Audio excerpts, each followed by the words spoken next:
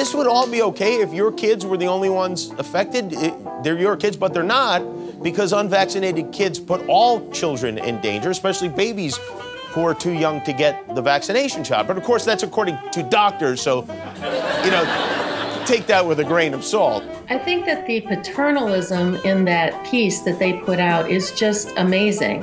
It implies that the CDC, the World Health Organization, UNICEF, all the pro-vaccine organizations in the US and around the globe are the only people who are intelligent, the only people that can read, and all of the things that come from them and all the propaganda that comes from them is simply the truth that we are supposed to just shut up and pay attention and obey. Now, some people are saying kids who aren't vaccinated shouldn't be allowed to go to school or daycare or go to public places, but here's where I think it should go. If you are one of those people who knows more than doctors, that's fine, no vaccinations, but you're not allowed to go to the doctor anymore, okay?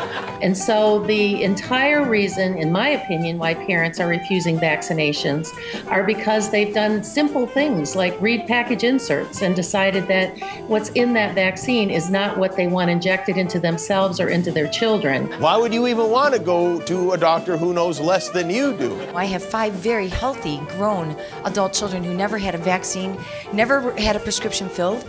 You see, back in the 70s, I did research before I had my first child. And we never had a pediatrician, we never filled a prescription, we never bought over-the-counter meds. I had home births with midwives, and I also home educated my kids. Teach your kids practical life skills and values. By spending the day with the kids, they learn parenting skills, cooking, budgeting, home maintenance, and time management, and most importantly, a Bible-based way of life rooted in the scripture.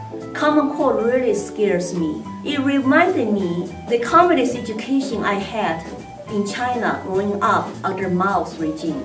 On campus, on college campuses, you can actually take classes in hardcore pornography. Sure, there are a number of campuses across the country where you can take credit in pornography, and they try to jazz it up a little bit. So you'll be watching hardcore XXX porno movies, but you'll look at them from a feminist slant. There are colic-free cultures, and most of those cultures wear their baby close to their body. So wearing your baby reduces the chance of colic.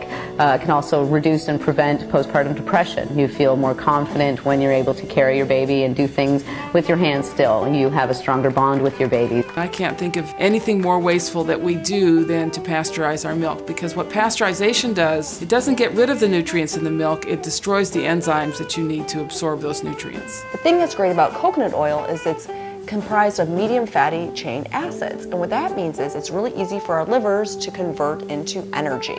In fact, a lot of people find when they replace all of their fats with coconut oil that they actually lose weight. So you see, we can do it, even though we're busy, right? Train up a child in the way he should go, and when he is old, he will not depart from it. You are listening to Families on the Fringe, brought to you by God's Property Radio and blessed to be a part of Revelations Radio Network. Now here's your host, Isa, the End Times Mama.